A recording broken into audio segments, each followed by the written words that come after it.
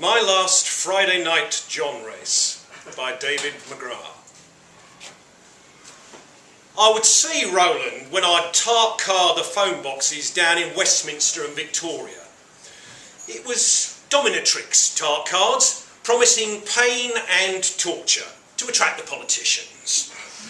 Running the country required your arse whipped raw while being called a dirty little bitch every now and then.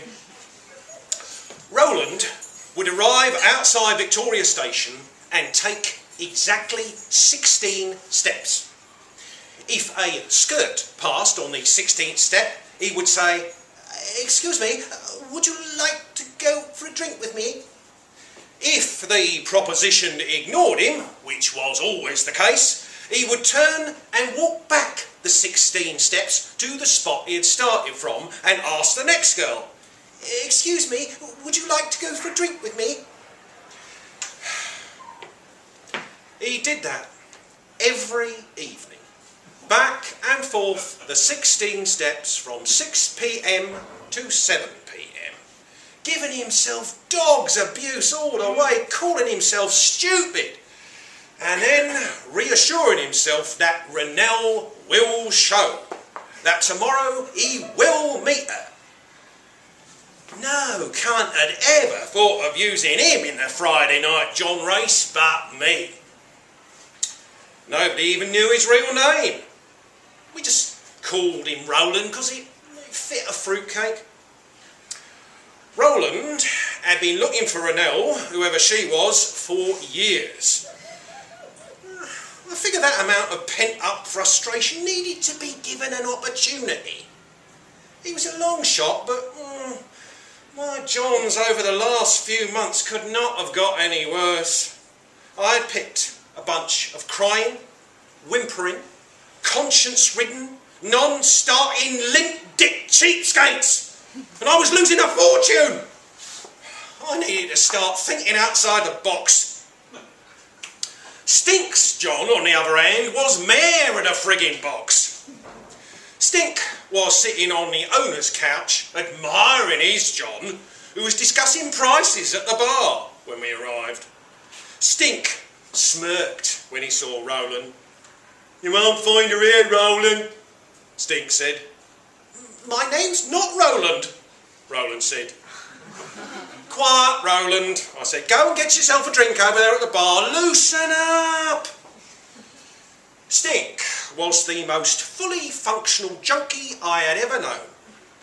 That guy you did not see stealing all of your shit, that was Stink. That guy who stood at the entrance to the National Gallery on Trafalgar Square charging Chinese tour groups admission, that was Stink. His bread and butter was the walk-up brothels in Soho. He waited at their doors and asked the Johns just where the hell they thought they was going. "Upstairs," the Johns would say. "You pay me first," Stink would say, all loud and authoritative. The Johns would hand over the cash, and Stink hightailed it. A minute later, the Johns would come running downstairs saying, "Where is he, the bastard? Where is he?" "You're scraping the barrel, dog," Stink said. "Roland here won't even get out of the starting gate." "You're forgetting the rules, Stink." Johns were not to be made aware of the race. Now this rule was made because Stink had recruited several of his Friday Night Johns from the live sex shows. Yeah.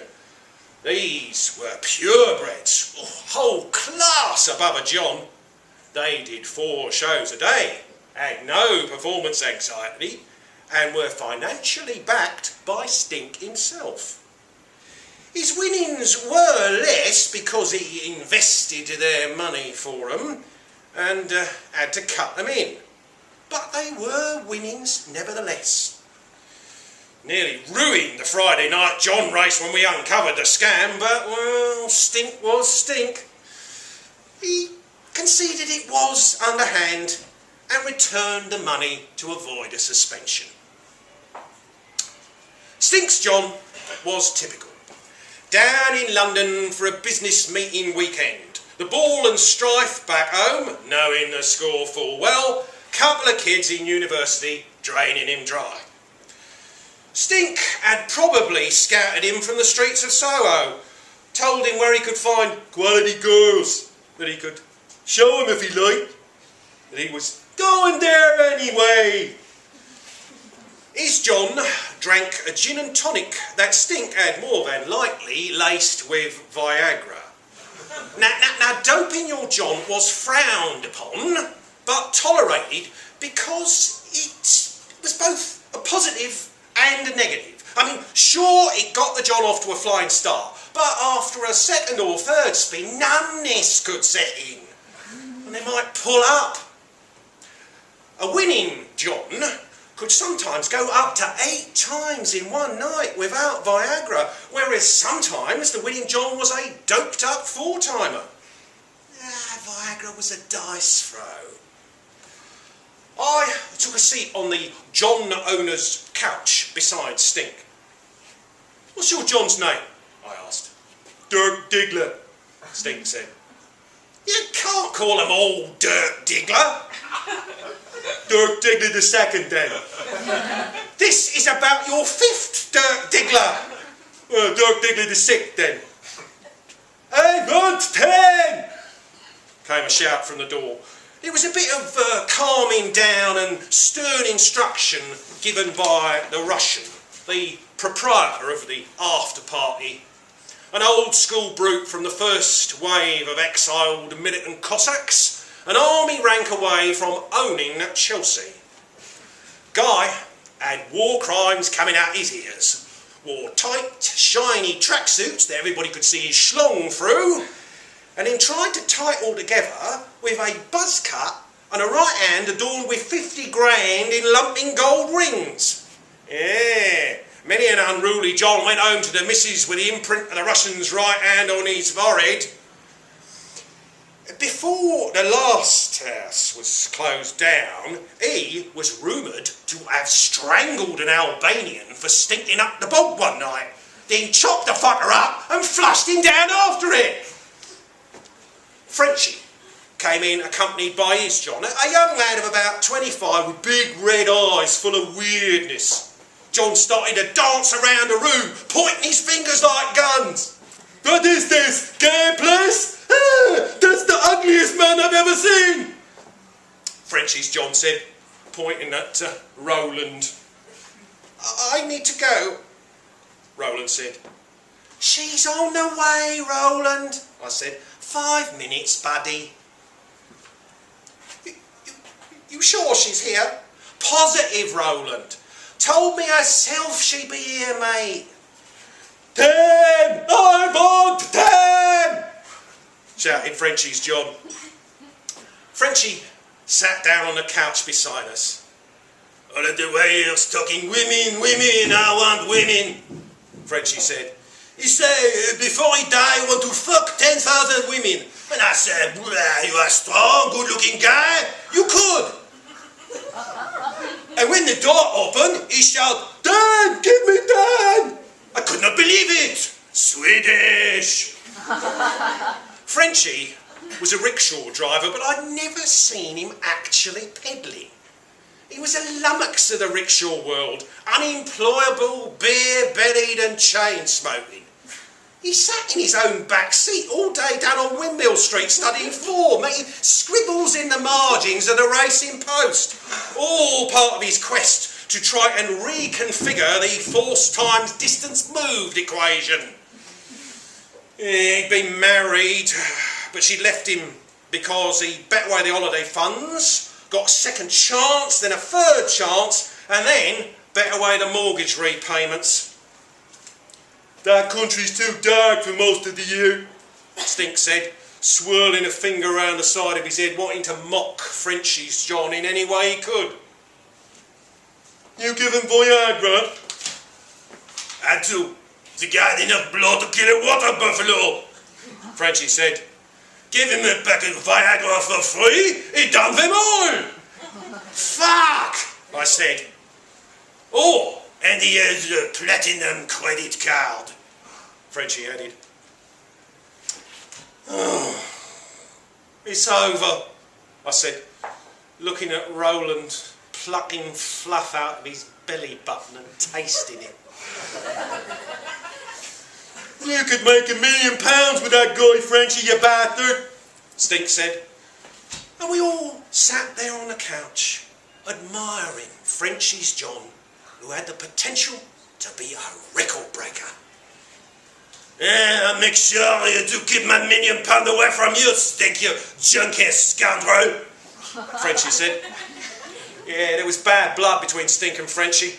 Apart from the scam of the sex show performers, Stink had recently stolen Frenchy's rickshaw and was caught down at Waterloo trying to sell it for a score. "What's your John's name?" I asked. "His name? The Swedish Stallion," Frenchy said, and waved his hand across the sky like the name was written in lights across it. "Okay, gentlemen," said the Russian. "This way, please." Roland, Dirk Diggler and the Swedish Stallion followed him out of the sitting room and upstairs to the first floor starting gate. Stink, Frenchy and I threw our £100 entrance fee into the pot and waited.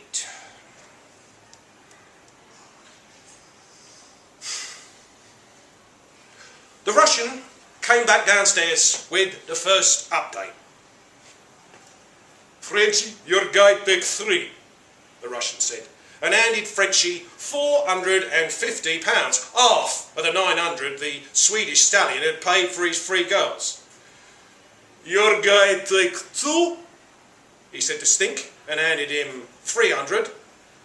"Your guy only 1, he said to me, and handed me 150. We threw our cash into the pot.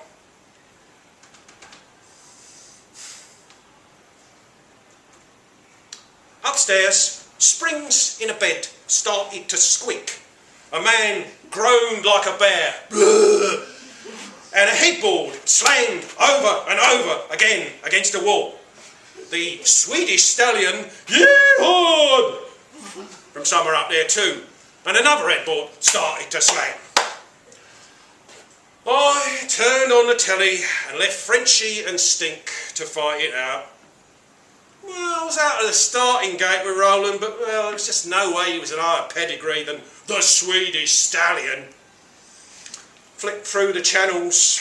At that time of night, they were just channels and channels of lonely girls in lingerie lying on their beds. "Looking to chat on the telephone right now." There were late night poker tournaments and text betting roulette shows where the drop dead gorgeous hostess with the big fake tits said winning was just that easy. Yeah. There were God shows too. Televangelists saying that one donation guarantees a place at the right hand of the Father in the kingdom of heaven. The Russian went upstairs after the John's half hour was up to see if they wanted another spin. Came back down, handed Frenchy 300, Stink 150, and me a sour face.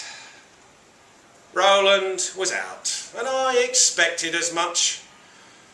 My losing streak was to continue. One girl on the television said that all your desires and fantasies are just one phone call away. And then came the scream.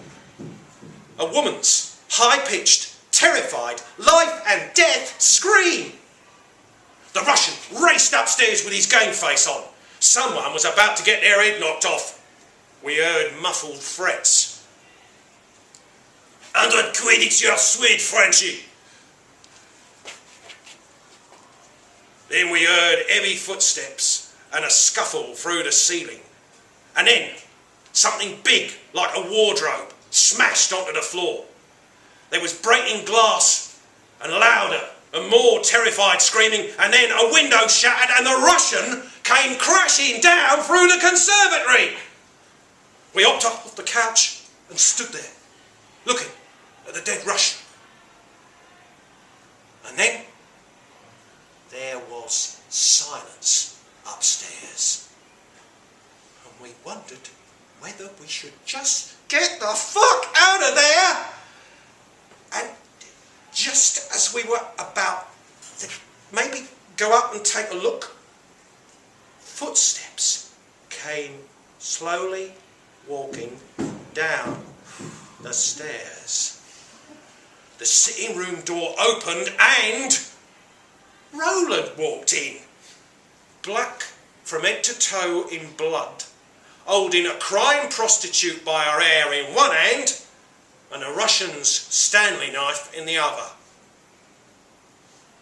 He looked at the three of us and said, "I found her. I actually found her. Gentlemen, this is Renelle. Say hello, Renelle." "I'm not Renelle, you crazy fuck." "Say hello, Renelle!" Roland roared, pulling her hair tighter and the knife ever closer to her eye. "Hello!" she cried. "Hello! Hello!" "Easy, Roland," I said. Just take it easy, mate." And I looked to the Frenchie and Stink for help with him. For help with the situation.